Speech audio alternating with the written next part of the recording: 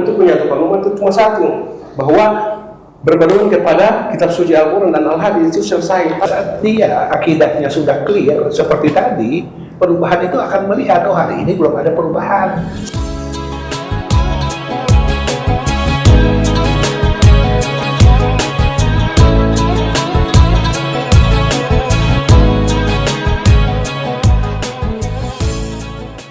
Assalamualaikum warahmatullahi wabarakatuh, sahabat muslim. Bertemu kembali dalam podcast Bincang Peduli bersama Forum Sinergi Muslim. Kali ini kita akan bicara terkait dengan sebuah agenda perubahan, sebuah pergerakan umat, terutama umat Islam. Nah, untuk memperbincangkan ini kita sudah hadir, narasumber kita ada dua orang. Yang pertama kita sapa dulu Ustadz Abdullah Marasabsi. Assalamualaikum Ustadz. Waalaikumsalam. Beliau adalah tokoh pergerakan di Kota Bogor. Sudah malang melintang ya Ustadz di sebuah pergerakan Islam tentunya. Ya, insya Allah. Yang kedua adalah Ustadz Ray Iskandar dari Forum Sinergi Muslim. Kali ini kita akan memperbincangkan sebuah pergerakan umat. Umat ini tentunya akan harus bergerak ini kata Ustaz. Karena Rasulullah sendiri kan juga mengkader sahabat-sahabat untuk bergerak menuju arah perubahan. Nah Ustaz Abdullah, apa pandangan Ustaz dengan kondisi umat Islam saat ini? Apakah pergerakan umat Islam saat ini sudah mempunyai orientasi dan tujuan yang pas begitu? Ya, baik. Assalamualaikum warahmatullahi wabarakatuh. Assalamualaikum. Dia dari pertanyaan seperti ini, karena kondisi umat Islam sekarang ini sangat jauh berbeda dengan apa yang dilakukan oleh Rasulullah dan para sahabatnya. Karya Rasulullah adalah karya-karya yang betul-betul beriman, taat betul-betul ketika firman Allah turun, disampaikan oleh Rasulullah dan pada saat itu para sahabat langsung menjalankan perintah itu. Jadi pada saat itu ketika ada kekurangan-kekurangan tertentu, para sahabat saling mengoreksi, saling meluruskan. Tapi kalau dibandingkan dengan zaman sekarang, panutan-panutan itu kayaknya tidak ada. Kalaupun ada hanya parsial-parsial belaka. Dan ini sulit diharapkan. Bentar, Ustaz.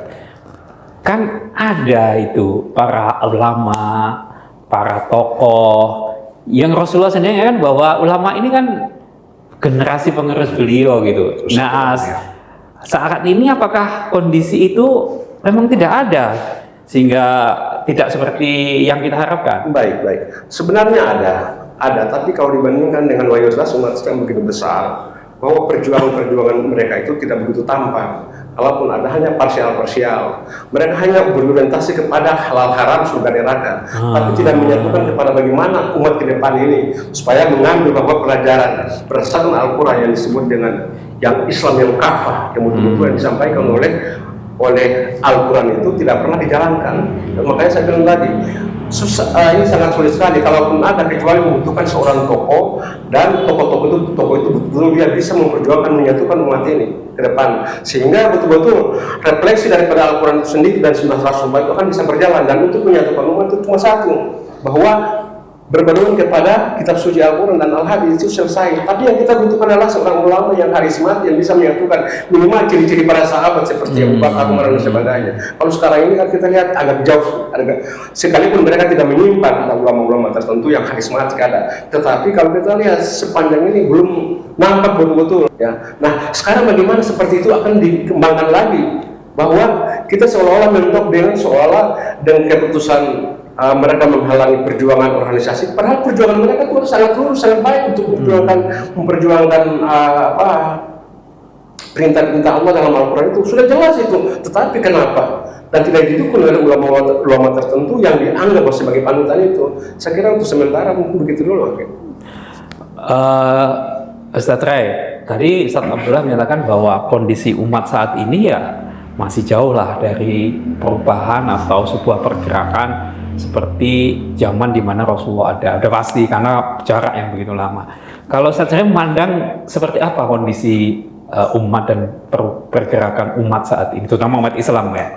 Baik, Assalamualaikum warahmatullahi wabarakatuh. Terima kasih pertanyaannya Ustaz Wardi. Alhamdulillah, kalau kita melihat sebenarnya hari ini umat itu ada kemajuan. Kalau saya melihat begitu ya. Bisa dikatakan tinggal kita ukur kemajuannya seperti apa. Kalau kita ingin coba vis-a-vis dengan zaman Nabi, itu juga kita kurang tepat, agak keliru ya. Karena begini, pertama, Nabi juga membanggakan kita umat akhir zaman itu dengan perkataan dari satu hadis yang panjang dikatakan, kurang lebih terjemahannya ikhwan. Ya. Jadi ada ungkapan dari Nabi sebelum saya menyampaikan itu, Nabi mengatakan, kalau antum salah itu di kalangan para sahabat itu adalah antum tinggal datang kepadaku, aku akan. Tapi aku rindu dengan satu umatku yang tidak bertemu dengan aku. Tapi dia beriman seperti sahabat kalian tuh beriman. Jadi makanya sahabat tuh agak sedikit kaget gitu. Kok ada satu umat yang beriman itu seperti kami para sahabat. Dan Nabi melanjutkan hadis itu yang panjang tadi. Mereka bila mereka beriman itu dia mendapat pahala 50 bagian kalian. Bukan bagian kita, bukan bagian kalian. Jadi 50 bagian sahabat, bayangkan nggak coba? Kita tahu kan dari hadis yang lain dikatakan kullu sahabin adul. Semua sahabat itu adil. Coba bayangkan kita bila kita berjuang bersama seperti para sahabat itu dikatakan mendapatkan 50 bagian. Yang kedua Ustadz, jadi tadi saya katakan hari ini kalau kita melihat tadi, betul bagaimana pergerakan itu akan baik, akan benar, karena saat di zaman Nabi itu ada yang menjaga Nabi itu sendiri dan para kepala negara setelahnya, sehingga pergerakan umat itu selalu dijaga oleh negara. Dan saat ini kita ada yang jaga nggak ini umat? Tidak ada yang menjaga. Akhirnya gini, dari situ kita bisa mengatakan bahwa oh iya, sebenarnya pergerakan atau kesatuan hakiki itu hanya saat negara yang dikatakan oleh para ulama itu khilafah itu ada. Hari ini baru artifisial. Kata tadi Ustaz Abdullah mengatakan baru parsial gitu. Saya sepakat kalau hari ini dikatakan pergerakan itu parsial. Baru semangatnya gini, oh kita bersatu yuk. Pada faktanya tidak akan pernah bersatu. Walaupun perintah dari Allah ayatnya tidak berubah. Wa'tasimu bihablillahi jami'an. Ayat itu bicara tentang persatuan umat dalam satu sistem negara yang mempersatukan mereka. Apa itu? Yaitu negara khilafah itu.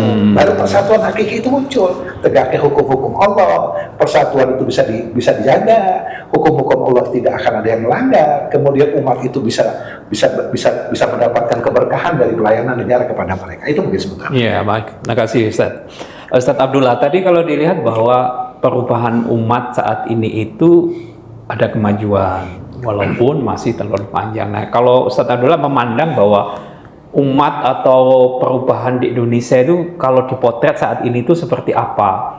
Apakah betul-betul perubahan hakiki yang diinginkan atau perubahan mengikuti ya saat sistem yang ada sekarang gitu?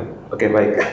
Benar memang perubahan itu ada, tapi perubahan yang nampak di depan mata kita ini perubahan bukan berdasarkan aturan Islam, tidak. Yang ada sekarang ini adalah perubahan berdasarkan aturan demokrasi, sistem tauhid, sistem iblis itu. Jadi seolah-olah tujuannya hanya menyangkut kepentingan tertentu sehingga mereka melakukan gerakan. Mereka hanya mendolakan seorang pemimpin yang betul-betul lurus, jujur dan sebagainya. Tapi sebenarnya seorang pemimpin itu pun keislamannya, aturan Islam itu belum tentu dijalankan. Maka didoakan karena mungkin melihat nyata di lapangan. Tapi secara kapas sendiri dalam aturan Islam tidak pernah ada, tidak pernah nampak. Yang kita ingin memilih seorang pemimpin itu betul-betul ciri-cirinya pemimpin sesuai dengan apa yang dikatakan oleh Al-Quran istilah kalian untuk khairat ummatin ukhrijat lin-nasi ta'muruna bil ma'ruf wa tanhauna 'anil munkar. Yang sekarang ini mencegah kemungkaran dan amal ma'ruf menjalankan hanya parsial-parsial itu, tidak secara totalitas, secara apa itu tidak ada. Dan saya bilang tadi bahwa hanya orientasi kepada masalah ekonomi, masalah halal haram dan sebagainya, surga neraka, kan hanya sebatas itu. Tapi kalau sepenggal-sepenggal itu bertahap, nanti kan bisa sampai yang diinginkan, Zat. Apakah seperti itu? Bisa juga, tapi kita tidak generasi akan datang ini akan membutuhkan satu gerakan yang nyata di kalangan para dai dan termasuk kita punya tanggung jawab. Karena mayoritas umat Islam itu mayoritas belum tersentuh di tempat-tempat yang sangat jauh, yang mereka sendiri akan di kota-kotanya dengan masalah media sosial. Bisa lihat sekarang ini di desa-desa sana bagaimana untuk menjalankan aturan Islam. Mereka tahu salat aja nggak benar, syariat Islam aja nggak benar. Dan semua tempat sangat berbeda karena para dai sendiri hanya terkonsentrasi di sebuah kota, tidak pernah ditugaskan kepada tempat-tempat itu. Ini tanggung jawab siapa? Bukan tanggung jawab adalah seorang dai, tapi tanggung jawab sebagai umat, sebagai pewaris daripada untuk menjalankan syariat Islam itu sendiri. Saya kira itu sementara begitu, Ustaz. Ya, artinya kalau tadi disampaikan bahwa masih berat tugas umat ini. Artinya para aktivis pergerakan Islam itu mempunyai tanggung jawab yang cukup berat kondisi saat ini, Ustaz Abdullah. Ya. Betul ya? Ya. Nah, itu bagaimana Ustaz Rey? Kalau kondisinya berat seperti ini, bagaimana kita mendobrak supaya perubahan itu sesuai dengan apa yang diinginkan oleh yang Rasulullah, artinya diajarkan oleh Rasulullah sesuai aturan Islam? Baik, saya melihat ini Ustaz. Yang pertama itu harus paham dulu apa itu perubahan. Nah, kadang kan ada orang mengatakan, dia mudah mengatakan perubahan ya seperti ini, seperti itu. Harusnya kita sepakati, tadi Ustaz Abdullah menyampaikan jelas, perubahan itu harus dengan perubahan yang memang fundamental atau mungkin perubahan yang kafah. Perubahan yang kafah itu dari mana? Perubahan yang kafah adalah berangkat dari pemahaman akidah yang benar terkait dengan keimanan kita kepada Allah, manusia, dan kehidupan. Artinya pada saat dia akidahnya sudah clear seperti tadi, perubahan itu akan melihat, oh hari ini belum ada perubahan yang diminta oleh akidah atau syariat ini. Baru ada perubahan artifisial, ada perubahan parsial, iya. Tidak sampai perubahan itu tegaknya hukum-hukum Allah. Itu belum sampai ke sana. Artinya saat kita samakan dulu tonnya dengan terutama para tokoh, ini sinergi lagi Ustaz masuknya. Tapi gini, di kalangan aktivis atau pergerakan Islam, di umat Islam sendiri kan, ya memang untuk menuju kafah itu secara parsial dulu dipaselkan baru mencapai kafah. Kan ada juga pemikiran seperti itu. Nah pertanyaannya buat kita begini, apakah Nabi melakukan seperti itu? Jadi seakan-akan kita ingin membuat inovasi. Oh kita membuat dulu yang kecil-kecil dulu, namanya tadarruj itu saja perlahan-lahan evolusi. Baru kan kita kumpulkan menjadi besar. Faktanya Nabi tidak melakukan itu. Saya pikir yang kita harus lihat pula bagaimana Nabi melakukan proses perubahan itu. Nah perubahan yang dilakukan oleh Nabi adalah inqilabiyah, bukan tadarruj. Revolusi. Apa maksud revolusi? Berangkat dari cara berpikir akidah yang meningkat, sehingga semua aturan-aturan itu harus dari Allah itu harus kita terima dengan baik. Nah proses itu dengan apa? Dengan dakwah. Sehingga umat itu memahami proses dakwah itu tidak hanya berangkat dari parsial, tidak. Saat umat itu dihadapkan dengan ayat ini, A, kemudian ayat B, ayat C, dan dari A sampai Z, itu dia sami'na wa ata'na. Sehingga ini butuh ada penjagaan negara, butuh dilakukan oleh negara, sehingga umat itu tergambar. Oh perubahan itu harus seperti ini, bukan perubahan tadi. Oh ini berangkat satu-satu dan seterusnya. Menarik contoh ya, saya ingin coba analogikan dengan ada dulu kan ada perumahan Islam. Ya, oh kita mulai dari perumahan atau ya, ekonomi syariah. Kalau semangatnya kita hargai. Tapi ingat, itu adalah bukan ingin mengajak kepada perubahan yang totalitas. Jadi khawatir setelah di situ dia tidak bergerak lebih jauh. Faktanya kan itu. Dia pada saat sudah berhasil membuat perumahan syariah atau ekonomi syariah hanya sampai di situ. Walaupun namanya syariah itu kan para ulama mengatakan itu baru namanya saja. Padahal dalamnya apa bedanya dengan hari ini keadaan yang diatur oleh bukan Islam. Itu Ustaz. Ya. Saya pikir. Baik. Ustaz Abdullah, bahwa komponen umat Islam itu tidak bisa dipungkiri kan berbagai macam kelompok dan aktivitas.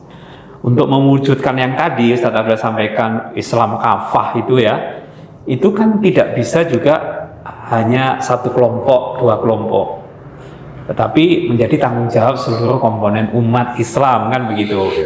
Nah bagaimana saat ini kita mensinergikan, tadi disebut-sebut Ustaz Ray itu, dengan para saudara-saudara kelompok gerakan dakwah sehingga Islam kafah itu bisa terwujud, Ustaz Abdullah. Ya baik. Sebenarnya cuma satu. Semua organisasi-organisasi Islam ya, kalau betul-betul mereka kita semua berjuang untuk memperjuangkan kebenaran dengan selalu bersumber kepada kitab suci Al-Quran dan Al-Hadis, dan kemudian para organisasi ini harus mempunyai seorang tokoh di antara tokoh-tokoh ini yang bisa menyampaikan sebuah misi sesuai dengan apa yang sempat dilakukan oleh Rasulullah ketika perjuangan awal-awal Islam. Dan ketika pasca Rasulullah itu para sahabat itu menyebarkan Islam, menyebarkan ajaran Islam itu di seluruh pelosok Madinah dan seluruh wilayah tanah Arab itu dengan jelas. Dan pada saat itu para sahabat bekerja sama, saling mengontrol, tidak ada yang keluar. Kalaupun ada keluar sedikit salah, maka saling meluruskan. Nah, yang kita butuhkan sekarang ini di antara generasi Islam, terutama di organisasi Islam, para tokoh-tokoh Islam, para ulama-ulama dan para ulama-ulama baik di NU maupun Muhammadiyah, jangan sama-sama saling menjatuhkan. Tidak bisa. Kalau sama saling menjatuhkan, itu tidak akan mencapai situ. Tapi kalau umat Islam ini akan besar, semua ulama-ulama yang ada di NU maupun di Muhammadiyah, kemudian para ustadzah dan para tokoh-tokoh Islam akan menyatu menjadi satu, dan perjuangan mereka itu hanya fokusnya pada satu, kepada kitab suci Al-Quran sesuai dengan apa yang disampaikan oleh Rasulullah dan para sahabat. Saya kira umat Islam ini akan bisa menentukan itu, dan Indonesia sebagai salah satu contoh sebuah negara yang bisa menjalankan itu. Kalau misalnya kita berfokus pada Al-Quran, maka akan terjawab semua. Bukan saja di Indonesia, seluruh umat Islam, seluruh umat manusia di muka bumi akan merasakan nikmatnya sesuai dengan bahwa apa yang disampaikan oleh Allah kepada Rasulullah SAW, bahwa Muhammad adalah sebagai khatamun nabiyina dan sebagai rahmatul lil alamin, bagi alam semesta. Bisa itu terwujud. Tapi kita tidak bisa patah semangat. Insya Allah kalau betul-betul Allah mengatakan kalian adalah umat terbaik untuk menjaga kebenaran, dan itu akan kesana. Yang kita harapkan, doa kita dan para dai-dai, kemudian para ulama-ulama, kita harapkan agar tanggung jawab kita di hadapan Allah nanti akan minta pertanggungjawaban kita terhadap masalah akidah, kemudian masalah Islam secara keseluruhan. Saya kira begitu, Ustaz, pandangan saya. Kalau melihat paparan Ustadz Abdullah begitu semangat dan menggebu, saya jadi tergelitik untuk menanyakan, karena Ustadz Abdullah kan aktif dengan pergerakan-pergerakan Islam ya. Nah, mungkin bisa dibocorkan ya, Ustadz, sebenarnya bagaimana sih kondisi tokoh-tokoh dalam pergerakan Islam itu sendiri realnya gitu loh. Apakah memang ini juga dipahami, atau ternyata tokoh-tokoh itu masih tantangan bagi sebuah persatuan umat? Baik, sebenarnya tokoh-tokoh ini pada prinsipnya saya rasa mereka tuh pahaman tentang Islam tuh cukup bagus juga. Hanya ada hal kecil masalah. Kita lihat dari sejak awal 4 mazhab ini aja sudah saling berbenturan. Perbedaan antara mazhab antara masing-masing membela mazhabnya sendiri. Tapi oke lah, kita tidak usah bersumber ke sana dulu. Kita kembali kepada sunnatullah dan sunnatul Rasul, bahwa umat Islam ini dari tokoh-tokoh yang punya jalan tarekat sendiri-sendiri dalam proses muamalah. Saya kira boleh-boleh aja.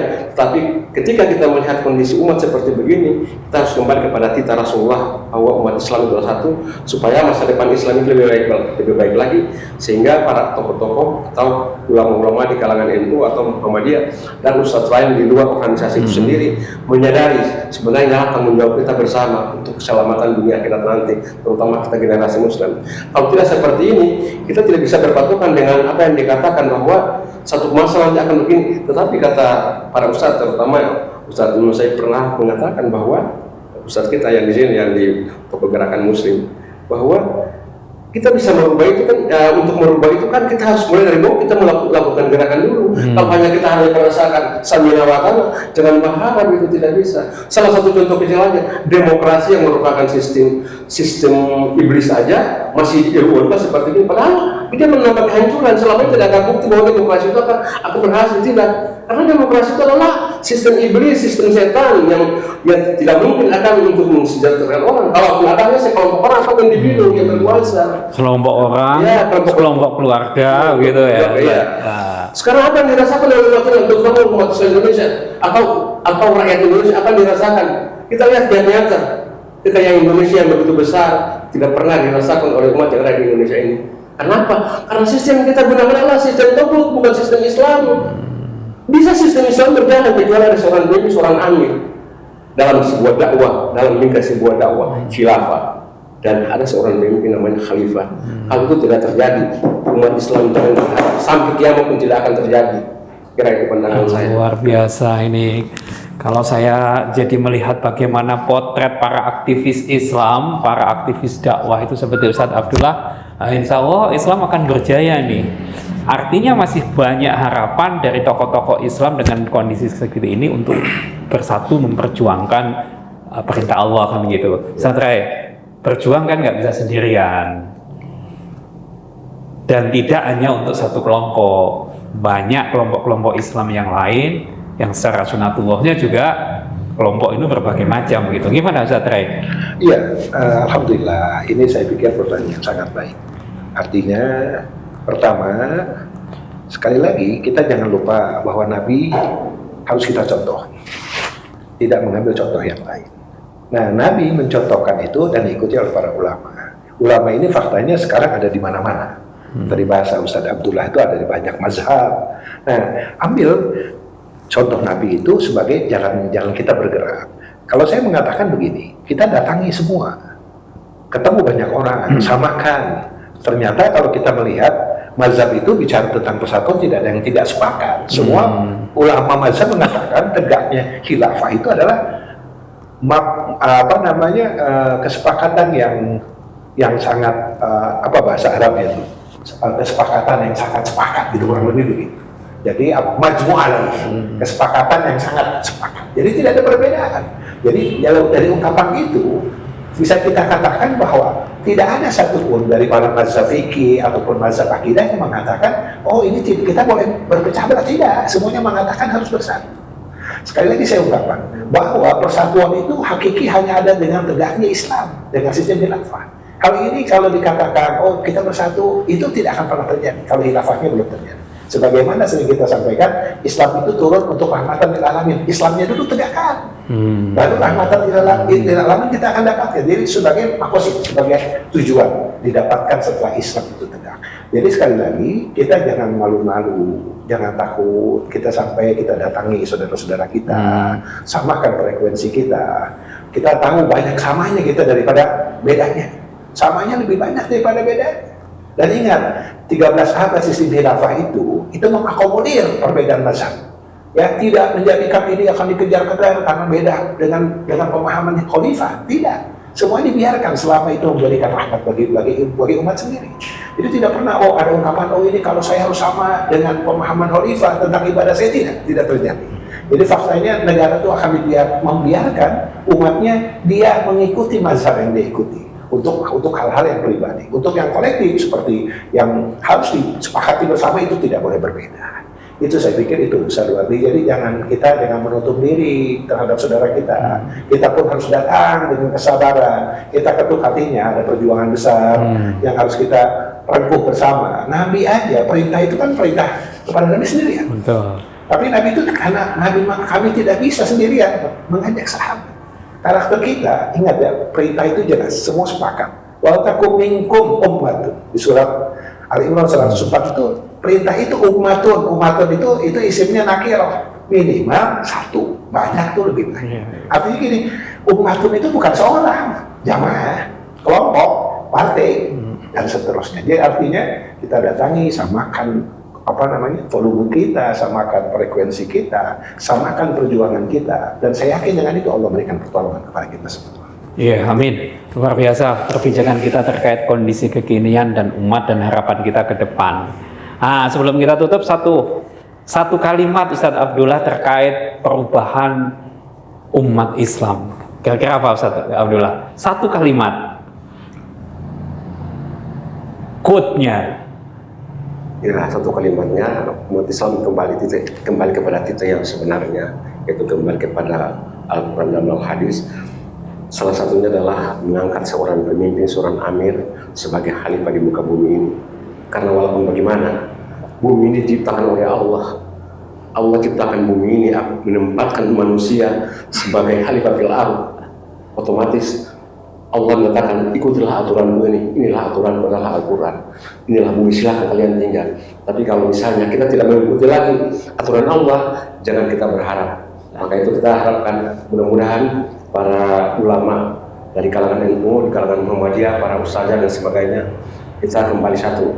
Semata-mata marilah kita berbuat semata-mata kepada Allah Subhanahu wa Ta'ala. Marilah kita memperjuangkan Islam ini yang benar. Mudah-mudahan bisa kembali kepada zaman Rasulullah dan para sahabat. Saya kira seperti itu. Terima kasih. Luar biasa begitu semangatnya. Saya minta satu kalimat, beliau satu paragraf. Saking meluap-luapnya. Ustaz Ray ini quote-nya satu kalimat beneran nih. Iya, jadi saya sih katakan begini. Perubahan itu dicontohkan sempurna oleh Nabi Sallallahu Alaihi Wasallam. Jadi master perubahan ya Nabi Sallallahu Alaihi Wasallam. Kalau kita ingin mencontoh Nabi, contohlah cara beliau melakukan perubahan. Oke, alhamdulillah. Baik sahabat muslim, kita cukupkan untuk bincang peduli kali ini dengan tema terkait dengan arah perubahan umat Islam tentunya di Indonesia, dengan pembicara tadi dengan Ustadz Abdullah Marasubesi dan Ustadz Rai Iskandar, bahwa perubahan umat itu adalah keniscayaan. Mendorong perubahan ke arah Islam itu tidak bisa kita jalankan sendiri. Seluruh komponen umat harus bersinergi. Tentunya dengan berpedoman dengan apa yang diajarkan oleh Rasulullah. Thariqahnya adalah thariqah yang dicontohkan Rasulullah. Insya Allah umat akan berjaya karena menuju ajaran yang diperintahkan oleh Allah. Sampai ketemu lagi dalam podcast selanjutnya. Assalamualaikum warahmatullahi wabarakatuh.